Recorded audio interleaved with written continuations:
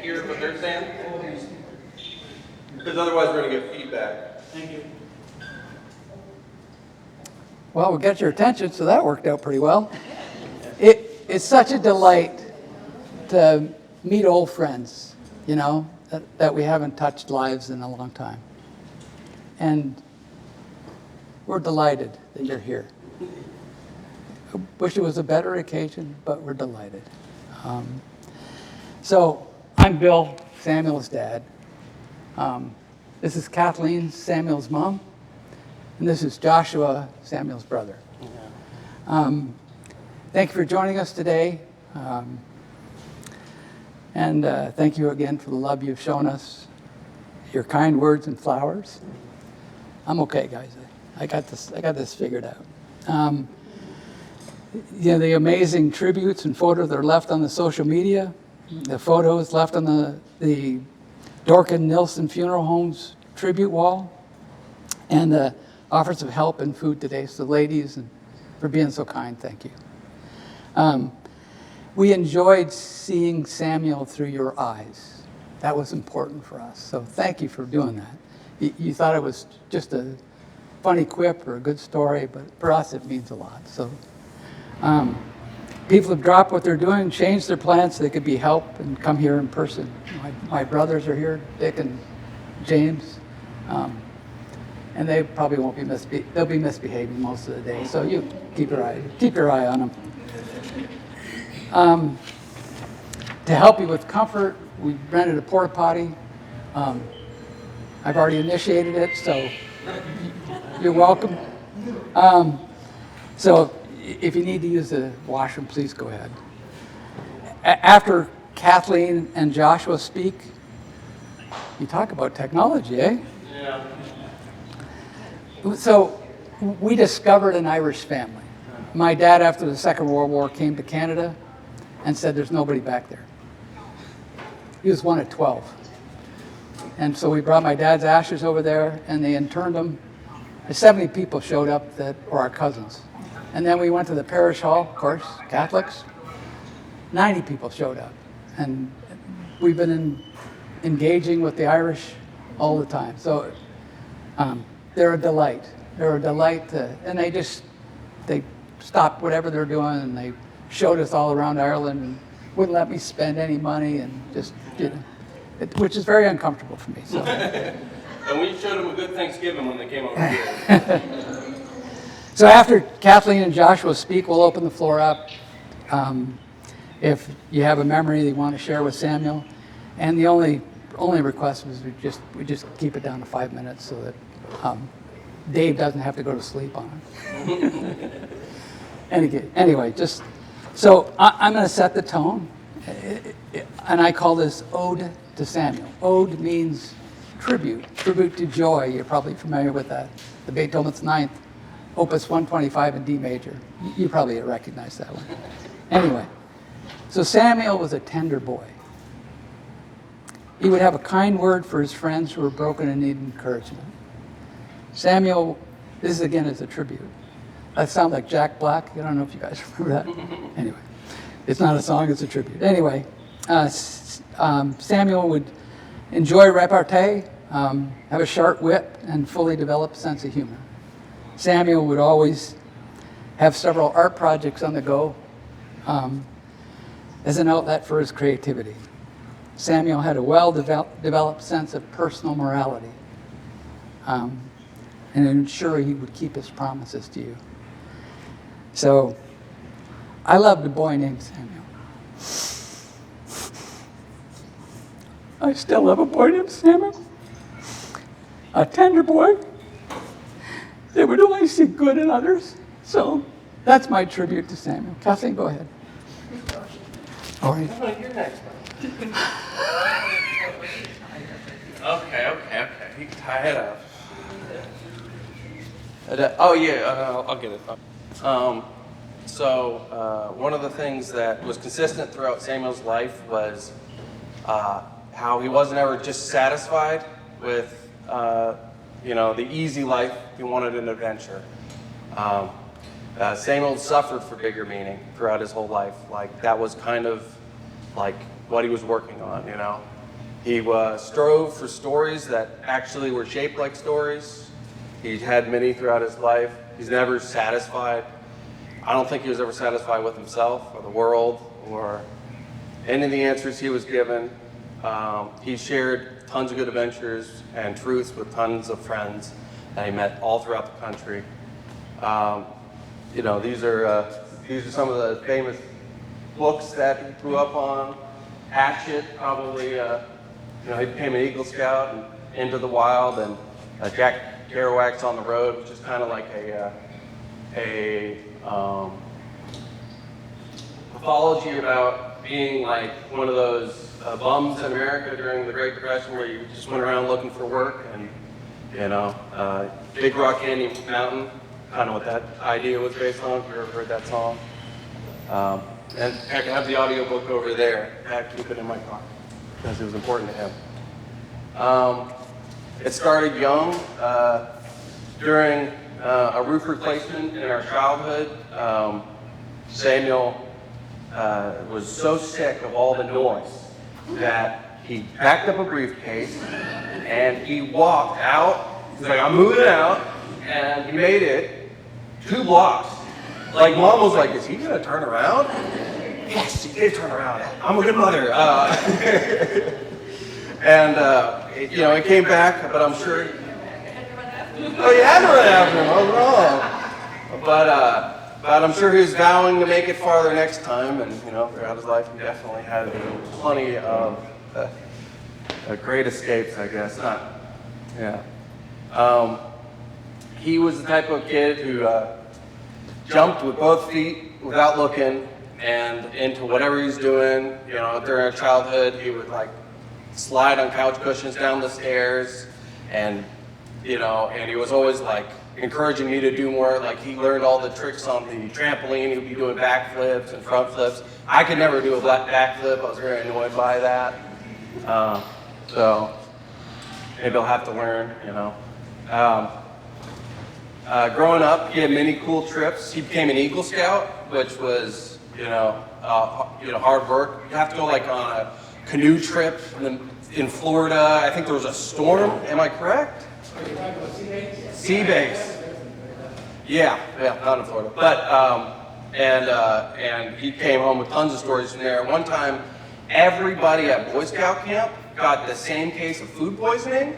And was it 150 people or 50 people? 110. All got diarrhea. They only had 2 bathrooms. Just 2 bathrooms. So he had story on story after that one. I don't know if it's great to share, but yeah. And he struggled with dyslexia. He couldn't spell very well or read like super quick, but his great ambition was to be a writer. And even young, you know, I think before 9 he made that story about the like orcs and the elves, and it was pretty good, like better than what I was, you know, something I could come up with, definitely. When he was 13, you know, he used his artistic ability. He got really interested in drawing girls in bikinis, but he didn't know why. He kept defending himself. He's like, no, it's art. It's art. And then as he's older, he's like, yeah.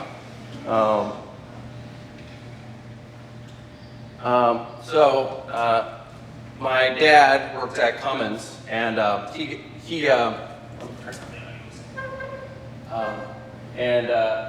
got a job in Australia, which was awesome, because that meant we got to move as well. One second, let me put this on full screen.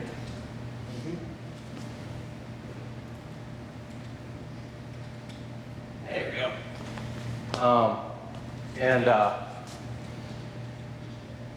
And he excelled at art. He had this great art program at this high school we went to called Yarra Valley Grammar, and there he met a lot of good friends.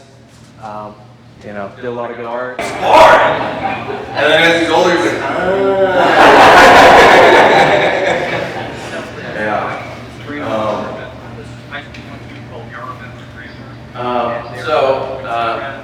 My dad worked at Cummins, and he got a job in Australia, which was awesome, because that meant we got to move as well. That's There we go. Sam Lennox was a good friend of his. And he excelled at art, had this great art program at this high school we went to called Yarra Valley Grammar. And there he met a lot of good friends, did a lot of good art. And in Australia, he gained many friends and lost his virginity and not to the sand lady, but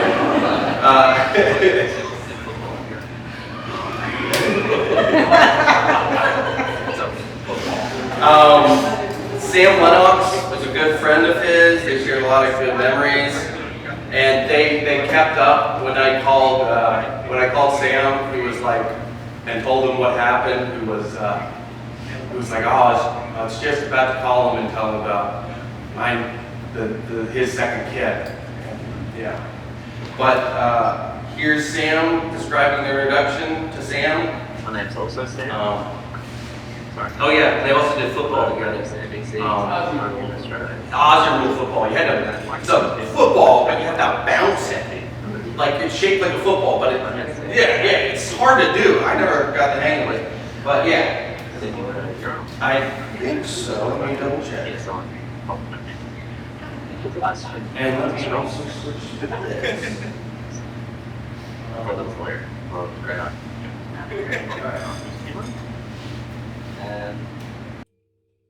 Hi everyone, my name's also Sam. Sorry I can't be there today. I'm a friend of Sam BC's time here in Australia. And like most people in the comments section, I would consider Sam to be a best friend. I met Sam at a school art camp, which is as lame as it sounds. Standing at a urinal, and to my right, I hear someone compliment me. That's a nice string. It's a strong string. I thought that was hilarious. I thought that was a great icebreaker. Immediately drawn to his humor, and we became inseparable from there. We're in different year levels at school. We did the same art course, but we shared no classes together, and that just didn't matter. He would always find a way to just come into our room and sit next to us in class. And the next thing I got is a story that he shared with me. We shared a lot of adventures in Australia, like with me and Sam. God, this is a blank screen. I forgot where I was at. Me, Sam, and Sam played a lot of basketball. One time we found a ladder and climbed up the sports complex. We're a bunch of wild kids. We had a great time.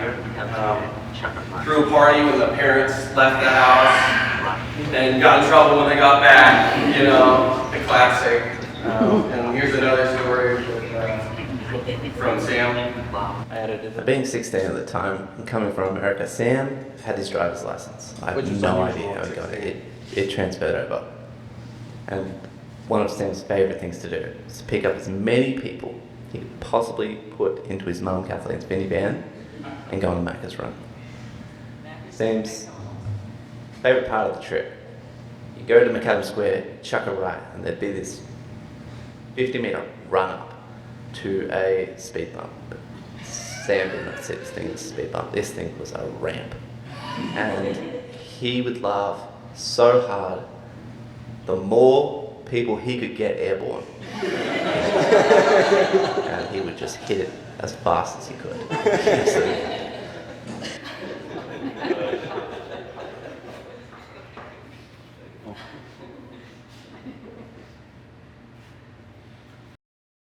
So, while he was in Australia, he picked up a love of snowboarding. I didn't know they had slopes there either, but he really fell in love with it up there. We went on a trip together, and eventually after 3 years, Dad got a job and took us back to the United States. And then once he was there, Samuel was missing his friends and even planned saved up money and planned a Canadian skiing trip or snowboarding trip with his friends. And then, he's built it up for months. He goes there, And on the second day, he breaks his collarbone. And that's what you're seeing there, broken collarbone. Hopefully that's not too much for everybody. But he had 20 days left. And so he still, sledded and did everything he could, broken collarbone and everything. There's nothing stopping Samuel. And, you'll see more later. Oops. After that trip, he healed up and he joined AmeriCorps. Because, AmeriCorps is like you go down and volunteer your time, fix up houses and stuff.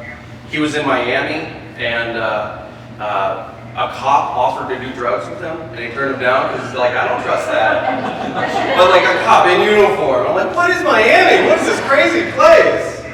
Yeah. And in AmeriCorps, he met his good friend Rob Goodman, and Rob came by. They spent a lot of time. Rob was his last roommate, and Rob was culturally Adam Sandler. He would play Adam Sandler CDs in the car, which I never heard someone do before, but he's a really big fan. So, he's a great guy. He's also a really good rock climber.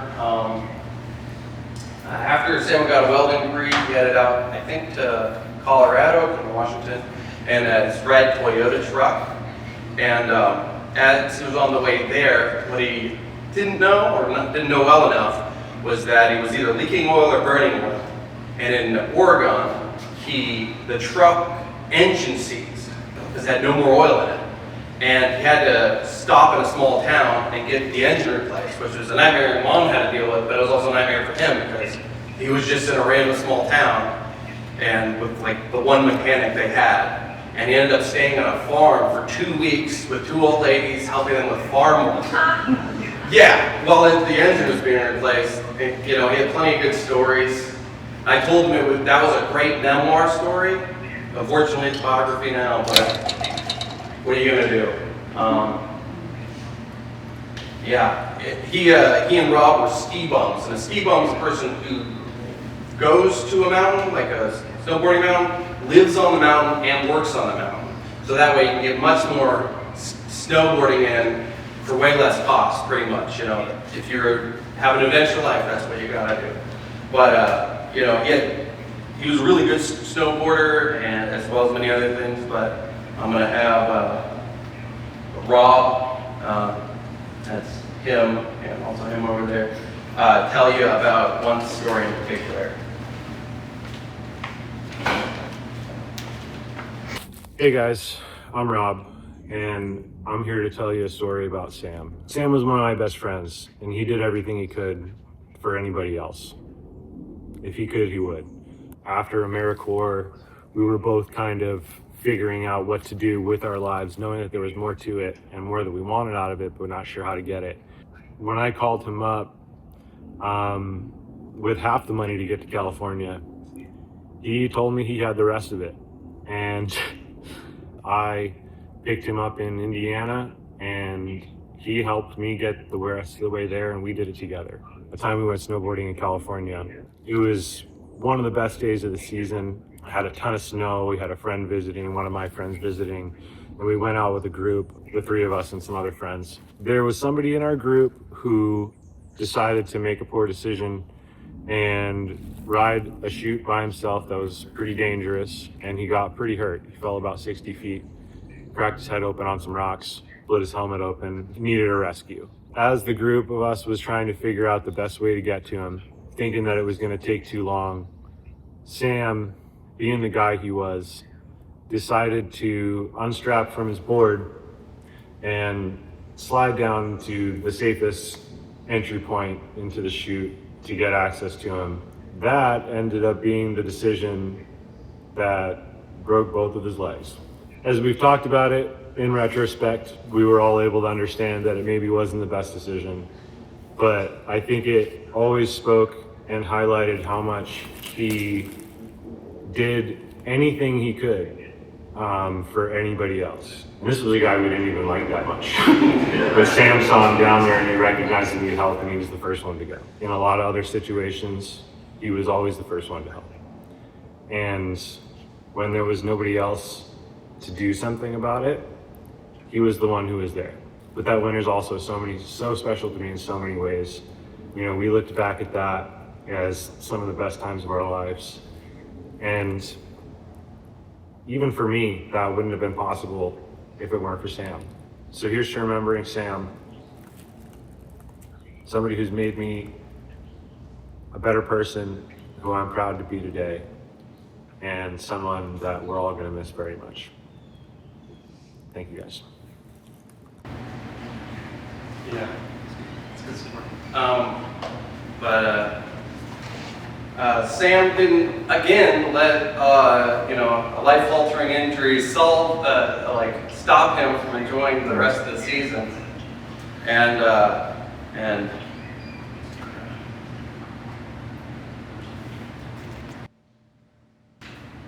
just a second.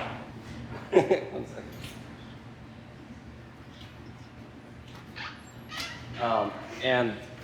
He joined a sled contest where he joined a sledding contest where you build your own sled, a lot like how the Boy Scouts had these boxcar races. It's basically that, but you design your own sled and you race it, and whoever gets the farthest wins, right? So Rob's the cameraman here, but this is their entry. Why do I feel like this is your Oh, here we go. This might be the one. Put your hands in! Hands in! Yeah!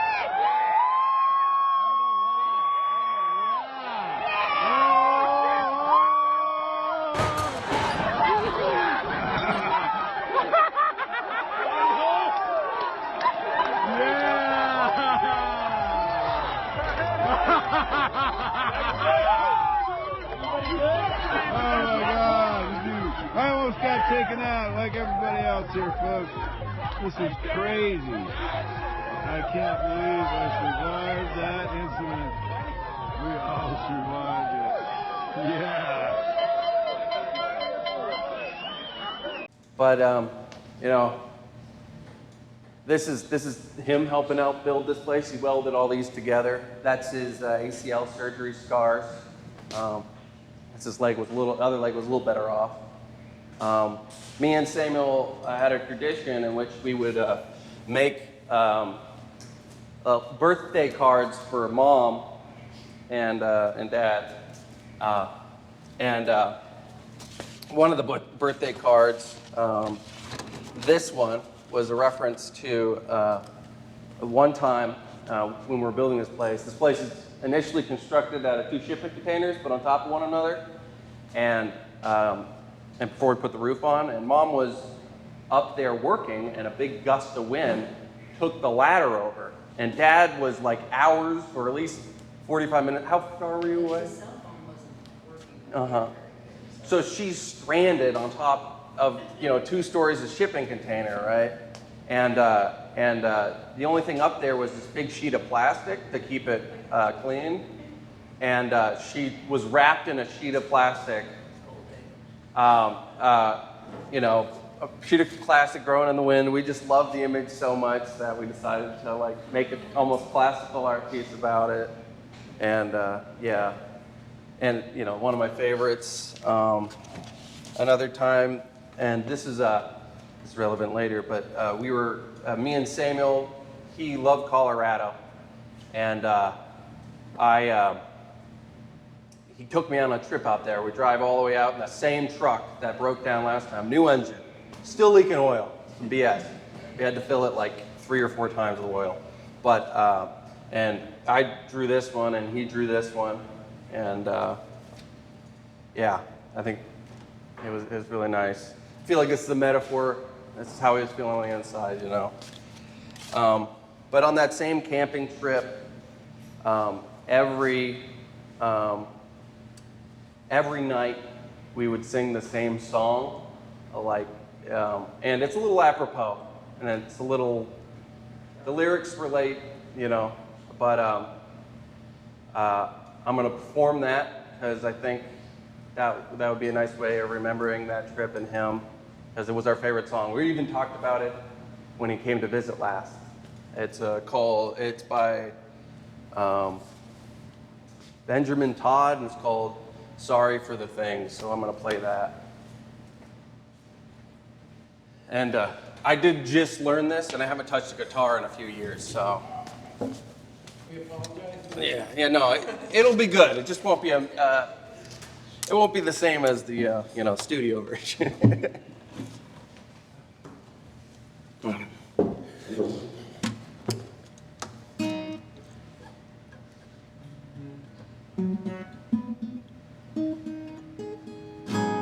Alrighty. Let me get a drink of water.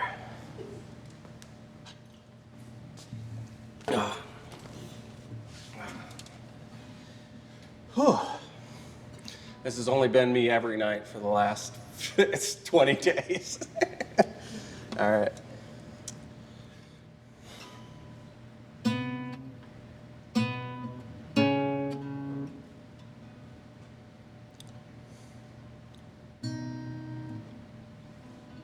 All right.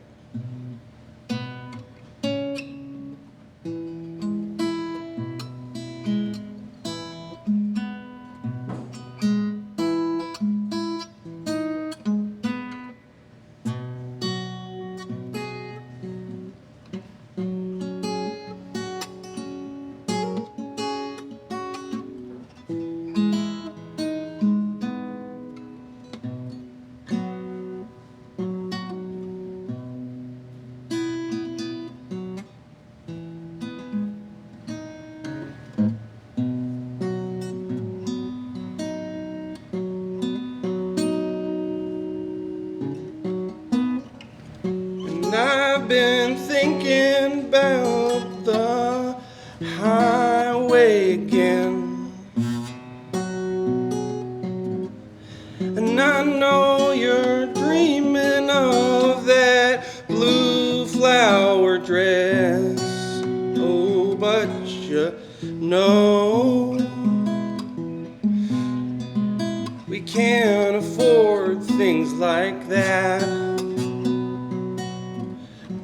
Not quite yet. Don't hold your breath.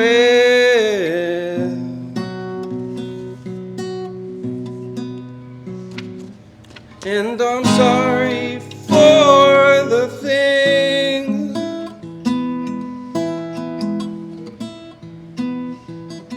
that I said when I was drunk. I didn't mean them then. And I hope you lied when you whispered goodbye.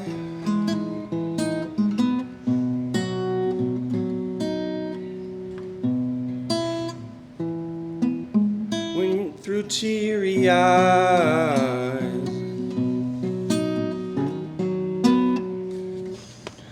With a single-barreled shotgun and Johnny Walker Red, I'm fighting off my demons, but they're not quite dead. Oh,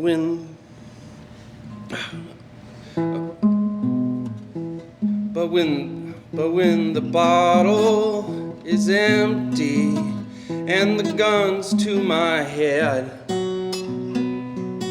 and I regret every step.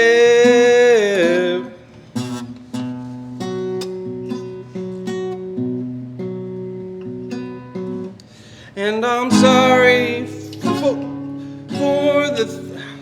I'm sorry for the things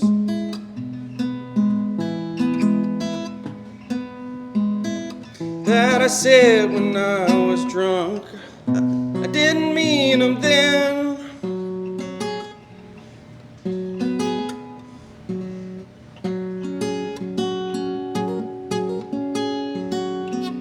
And I hope you lied when you whispered goodbye.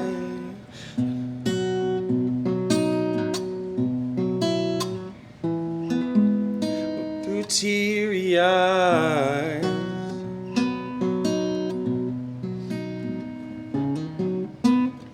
And I've been flipping through the sketches you drew. Some of them are shining and some of them are blue. Oh, 'cause one day I'm a sweetheart and the next I'm a brute. And you're so confused.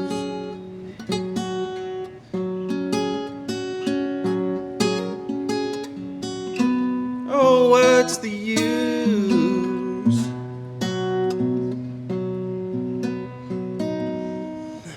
And I'm sorry for the things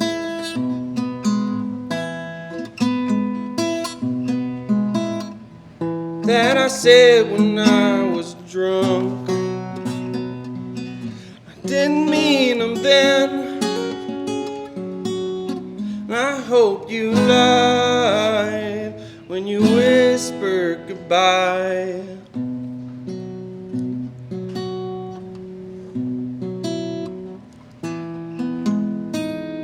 Through teary eyes.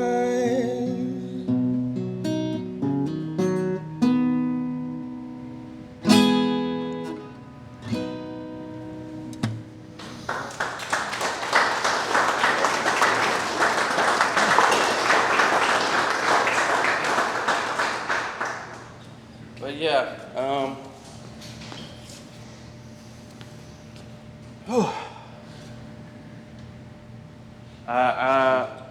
I really feel that he had so much to give. He was literally one of the best artists I know. Like he makes what I make, but he actually makes it good. Is what it always felt like. And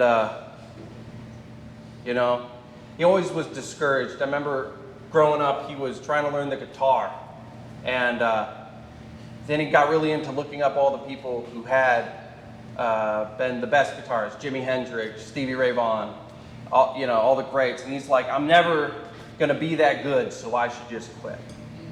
And I thought that was foolishness, even when I was a kid. And I told him that, and as he got older, turned out he had a thyroid issue that might have been like making him more depressed than it was, but sometimes you just don't get lucky with that, and I'll miss him, and I'm be angry at him because I feel like he owed it to all of us to make the great things that he was making and put the beauty in the world. And about a few months before he passed on, he came to my place, and I gave him all the dreams I had that involved me and him. Like, we could make stuff together, we could make movies, because he was a writer, and I had all these ideas, and no shame, right? That's really important when you're making movies. And I hope he thought about that, But yeah, that's all from me.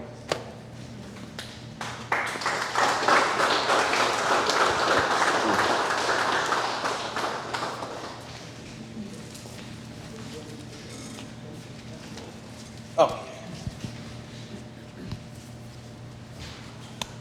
Sorry to the people that are only getting one ear at a time. We have to have it on. Transfer to mono. So, those of you who are sitting in a row with Kleenex, you got to pass it around. I want you to please, after look at his art, and nothing's in any particular special order, so just pick it up, read his words. It's a very small amount of what he wrote. When we got to his house in Montana, after he died, He had art projects on the tables that he was currently working on, and just notes of his thoughts all over the house. Got a big pile of them. And most of his writing in the later years were journals that he would write his thoughts. And he never really, finished some of the story he started when he was young. But as you can tell, Samuel had a sharp, wicked sense of humor. He loved to laugh. He had lots of happy years and sad moments in between. He struggled with depression off and on, and he was really coming out of it, really learning to cope. And just like us, I'm sure you were asking, and his friends, who knew him, also are just shocked because he was always such an encourager, always reaching out for other people. He just never gave himself that same grace. He never could take pleasure in his writing, never could take pleasure in his art, always really hard on himself. And he was a beautiful person inside and out, and wasn't always perfect, of course. He was stubborn, and he chose to experiment with drugs and do those kinds of things. He managed. He also found out he had a brain tumor, and it was shrinking. They were shrinking it with medication, but that also affected mood and chemicals in his body. He had just, if anything could go wrong for him, it did in the last 6 months. That long-term relationship fell apart. He kept hoping it would work out and that he could get it together. About 2 weeks ago, he realized that it was not going to happen, and he gave up hope. His roommate Rob and Rob's girlfriend moved out in March. Sam came to visit us in April, and by all accounts, he was doing fine. He was happy with that. He was happy, kept telling us. Soon after he got back, he went to the doctor, and they changed his antidepressant medicine at that time. I had begged him to please tell them about the supplements he was taking. He was taking wonderful supplements that boost the serotonin in the body, and but unfortunately, that's what an antidepressant does, an anti-anxiety does, and there's something called serotonin syndrome, and it's basically poisons your body. The day he died, they sent him home from work. He had a fever, vomiting, so that's at the extreme end of it. He just thought he was having a panic attack, I think, because he's had them before, but it's like a panic attack on steroids.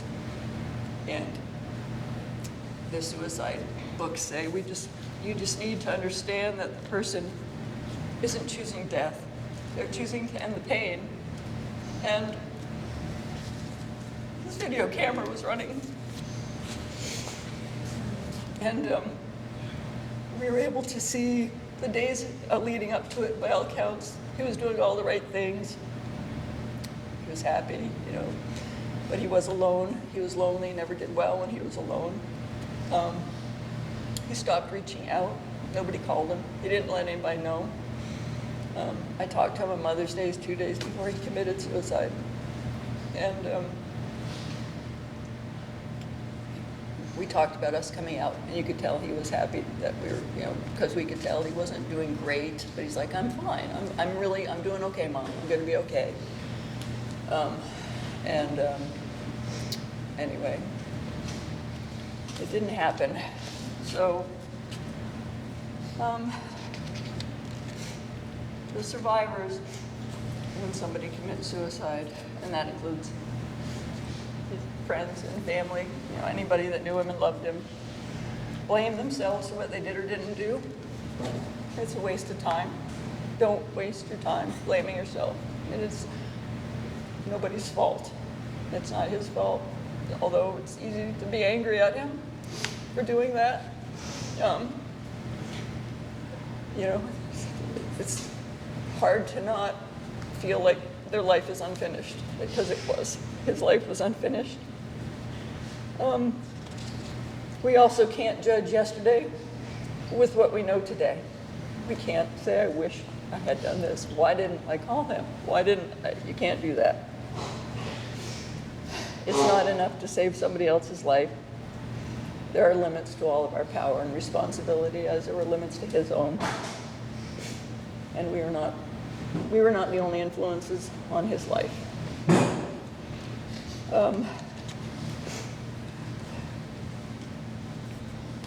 The quote here, it says, "The one who takes their life is so disturbed, they act compulsively. Their perception of reality is so distorted that their responsibility in what they are doing or did is greatly reduced, and only God knows the heart of that person."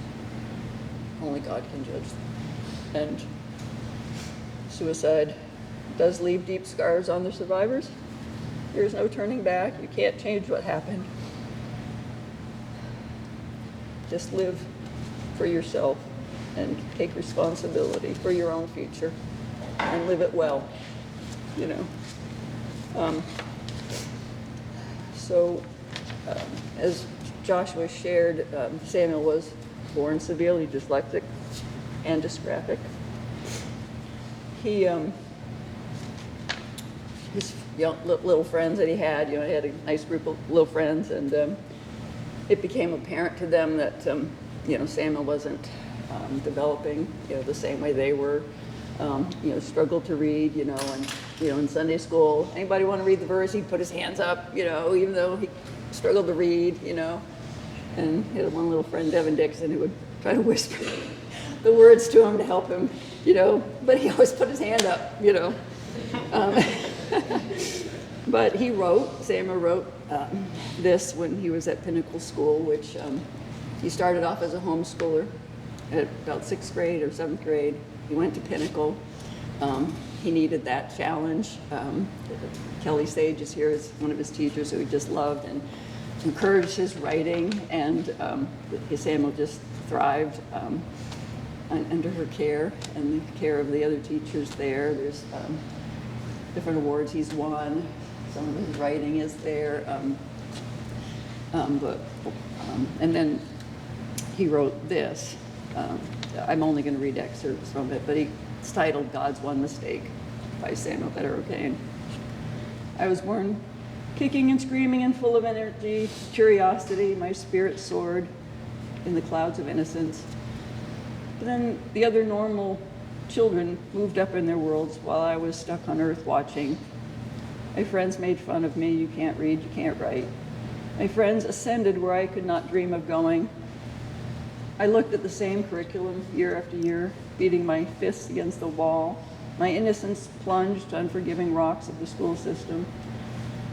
I looked at people I called friends, floating among the stars overhead, while I still struggled to spell my name.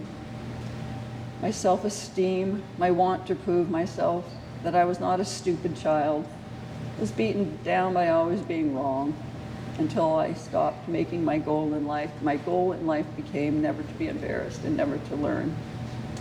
And I noticed that at school. He was very angry before we sent him to Pinnacle School. He just got tired of failing, And that was one of the reasons why we kept him out of school. But in 3rd grade, when we took him to the school system, they said, "You're doing more with him than we could do with him.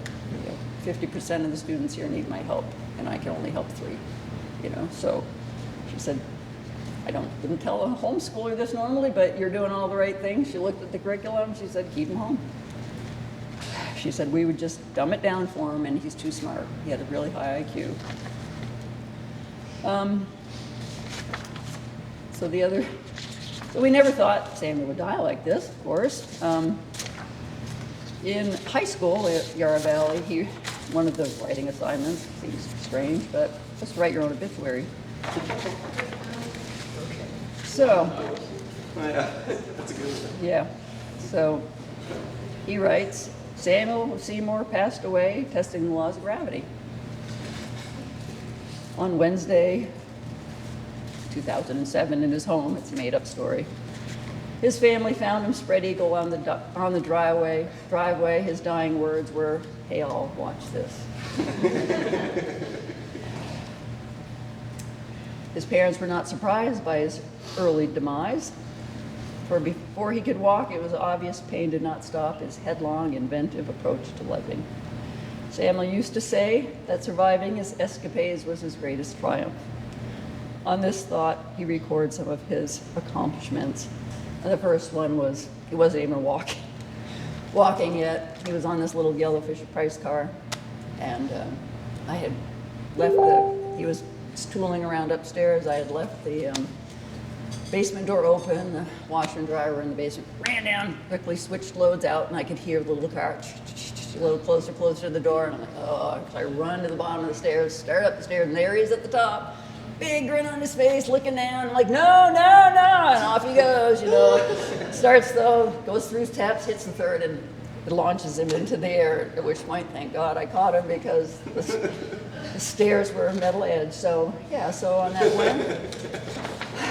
Wednesday. Our insurance guy is here, be careful. That's right.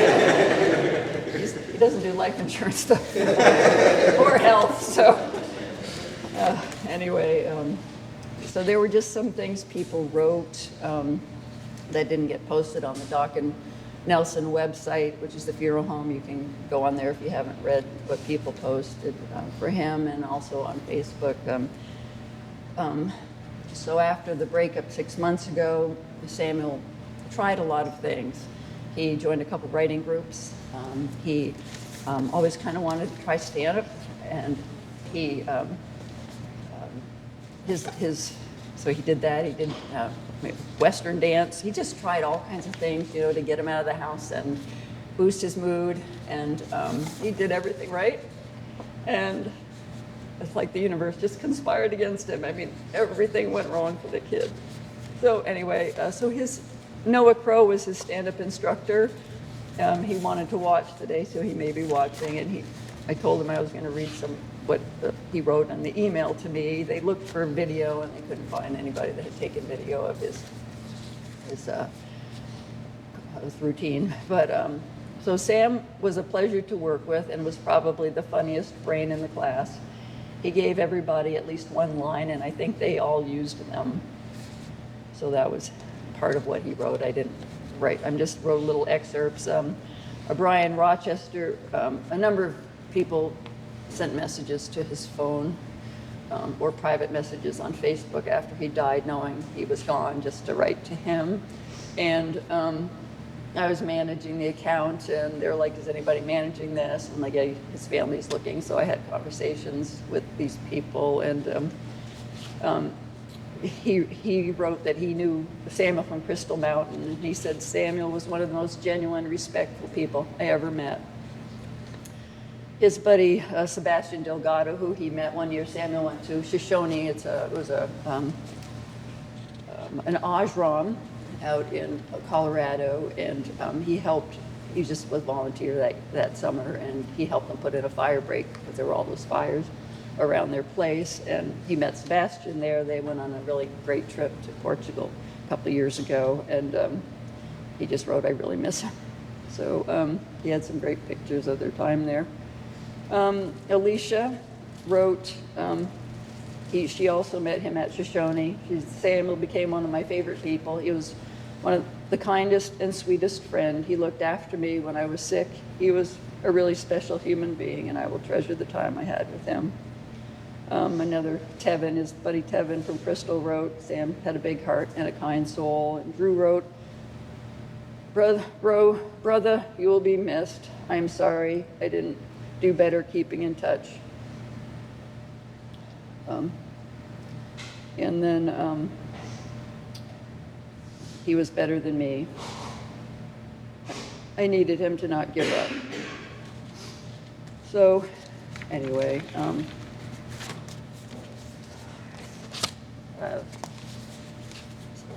I think we've said enough for Samuel, but I appreciate you all being here, and I know that some of you knew him as children and some of you knew him as adults, and those of us that knew him for both were really blessed to know him, and he was, of course, a special part of our small unit in our family, and it feels very small without him. And I thank you all for coming and being here to support us and to remember him. And I wanted to open the floor if anybody had any memories they wanted to share, just to come up for the live stream, and just you can hold the microphone. You don't have to pin it on, but and then we won't we don't want this to run really long, so we'll have a moment. Supposed to be 5 minutes each. So Yeah, I know. Sorry. Yeah, sorry. And then we'll play a song, and we'll have a moment of silence for everybody to remember everybody. We've all lost people, so other people have lost children, and anyway, and then we'll break. There's food here and drink, so we'll do that, and please peruse his art. That one, the framed mountain in the center, was one of the pieces that was on his desk that he was working on at the end and before he died. So thank you again. And does anybody have anything they would like to share? I don't know. I'm not putting anybody on the spot. If there's a memory, or you're welcome to come up. Most everybody has written something, and so don't feel obligated. But thank you.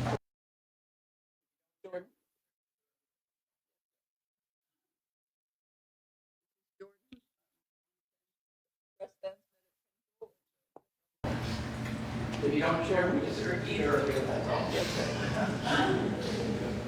This is Jordan, one of Sam's best friends, met at Pinnacle, and he'll probably explain all that.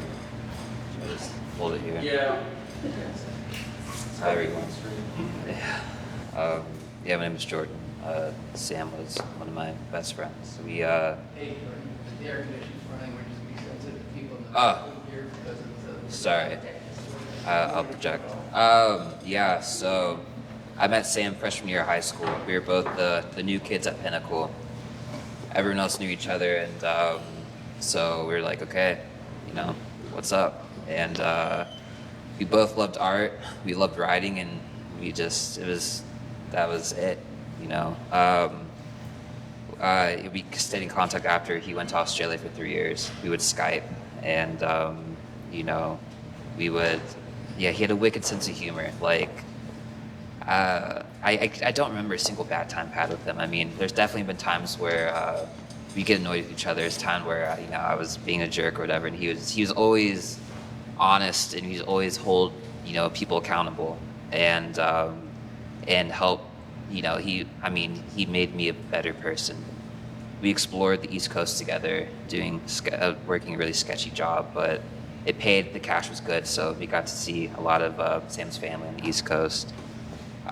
He went out to Washington and California to do these random ski bum jobs, and I was in Bloomington, kind of depressed. He's like, "Yo, you should apply to some mountain or something." So I got a job at Breckenridge. He came out, and we lived out together and traveled the West, and it was beautiful. I mean, I saw some of the most beautiful things I've ever seen with him. I've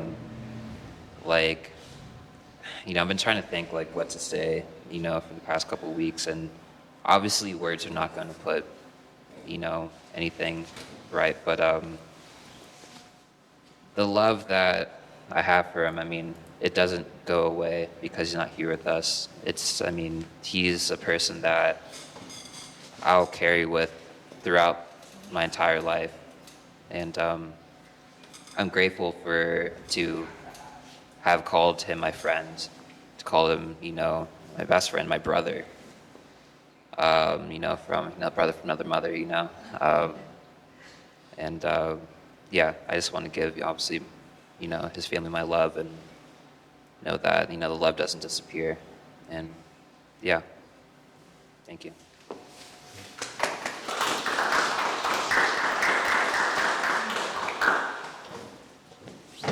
Hi, I'm Lou. I'm Sam's cousin. I didn't really prepare anything, but I'm here. That's important. So when we were little, there was me and my older sister, Sarah, and then came Sam, and then came Josh.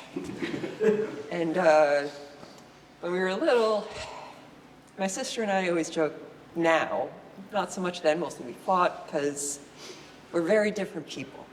And if we weren't related, we sincerely doubt that we'd ever speak to each other or interact. You know, kind of different species almost. We've reached an understanding now, but back then, we could not comprehend each other, which even with a sibling, that feels very lonely. But when Sam and Josh would come and visit, the three of us were on the same wavelength. We were like three musketeers. Just something about the three of us just clicked. Same species.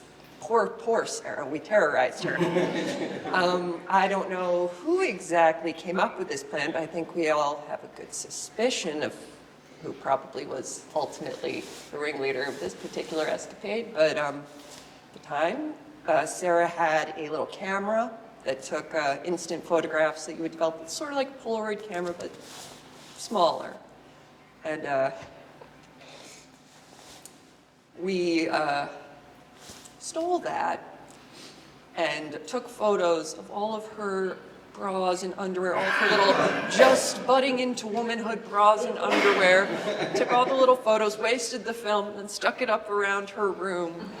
And she was so mad. That explains it. Yeah, so in all the family photos where she's looking a little, you know why, we deserved it. But it was nice knowing that there was someone out there who understood. We all, I think all three of us had our own challenges and difficulties, and sorry. When Josh called me to tell me what happened, it's kind of awful, but one of my first thoughts was it was going to be him or me. It's going to be one of us causing trouble. Yeah. And, you know, I'd personally been doing better with the stuff that I'd been struggling with and just feeling more like there was a future. And I'd been hoping that it would be the same for him.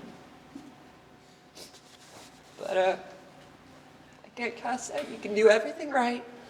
Yeah. But that's no guarantee. So it was him, not me, but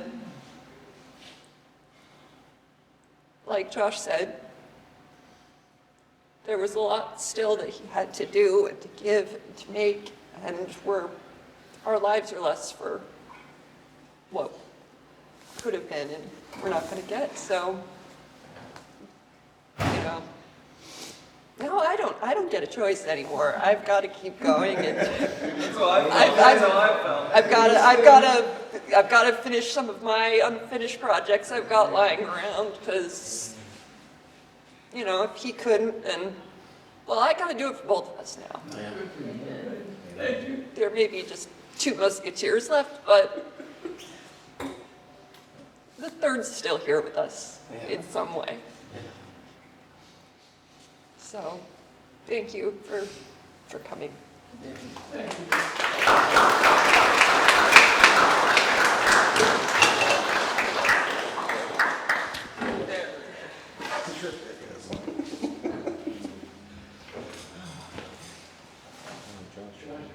Absolutely, sir. Hi, I'm Dave. I'm Samuel and Joshua's uncle from New York, and I'm Lou and Sarah's dad. What I remember most about Samuel was the sparkle in his eye, his infectious laugh, his sense of humor. He was just a wonderful and happy kid, and I remember the wonderful adventures that Joshua and Samuel had. Sarah. I think the important thing to remember from all of this is that in all of our lives, there's ultimately an end. The important thing to remember is that wonderful story of our lives and all those things that we achieved. And Samuel achieved a lot of things. He was special to a lot of people, not just us, but even strangers, and just unbelievable. Yeah. But I see that sparkle in his eyes, and I hear that laugh. And we loved him so. Thank you. Thank you.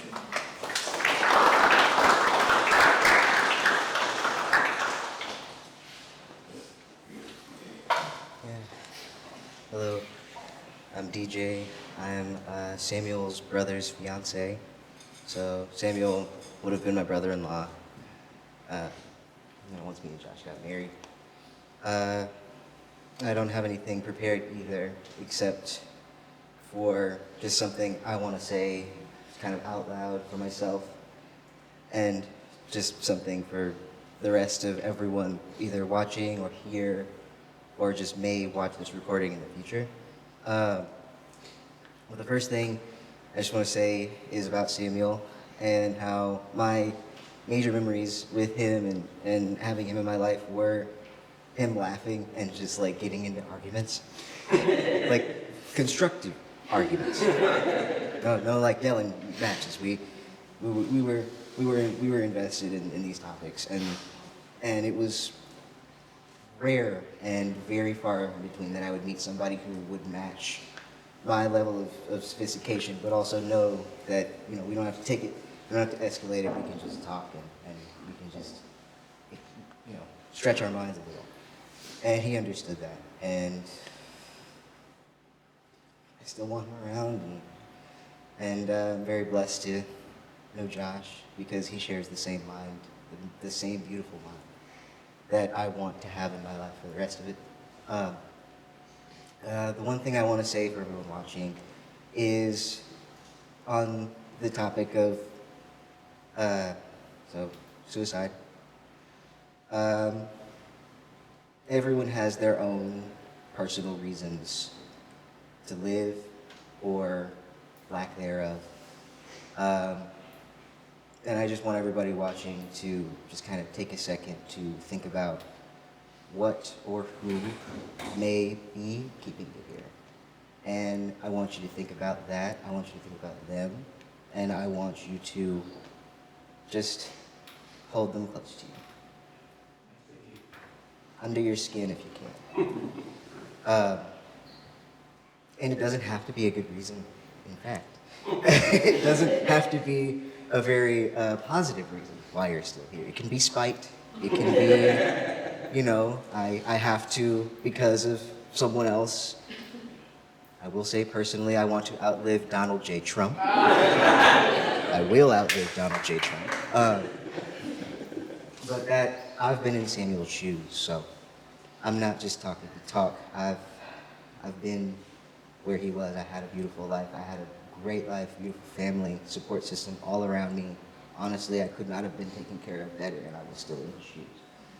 And I lucked out. I got to go to the psych ward. I got to talk to people. I got to get myself out of the dirt. And so I just want everyone to think about their path and understand that you are here for a reason. And even though this world may carry on without you, the world is better that you were here in the first place. Thank you.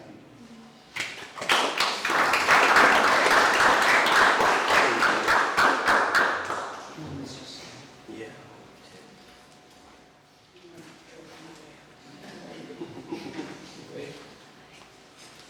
Okay, so this is not going to be anywhere near as beautiful or poignant as that was.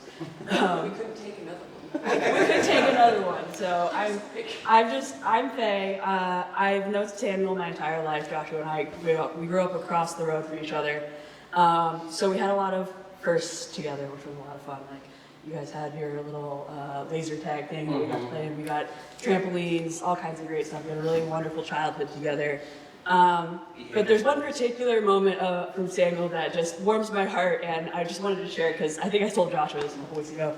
So Samuel was actually the person who taught me my very first swear word. I was maybe about 8 years old, and it was definitely the F word. And he was like, "Oh, I'm gonna tell you this word. Don't tell your parents I said this." And of course, I ran home. I was like, Mom, I learned a swear word. And she was like, "What word did you learn?" I forgot it completely by the time I got home. So yeah, Samuel there's a lot of really special memories like that with him. And I'm really grateful that we get to tell them, you know?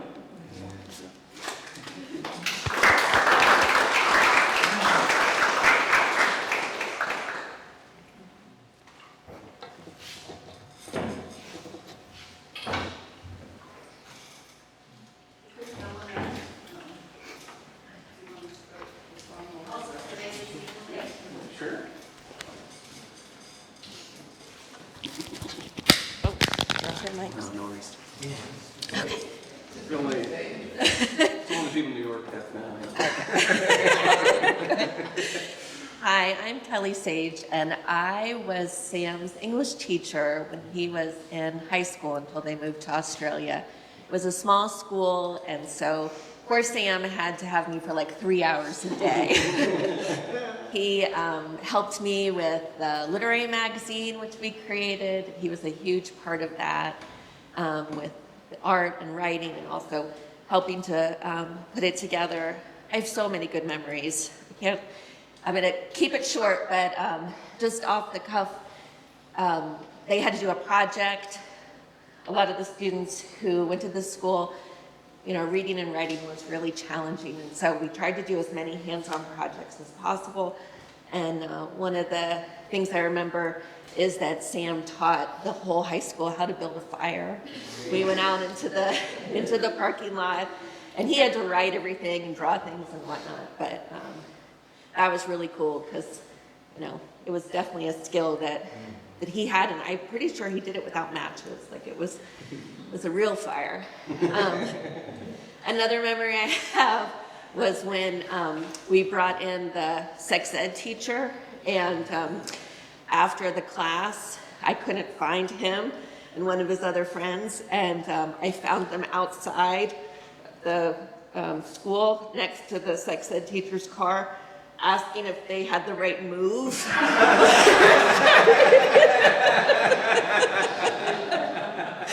She was really good to that. And then a couple years ago, despite Sam being a grown-up, he contacted me and asked me out for breakfast. And as an old English teacher, when someone, you know, one of your students still wants to know you, it was really special. So I was very, very lucky to be his teacher. And later, somebody just says like, "You were lucky." Thank you.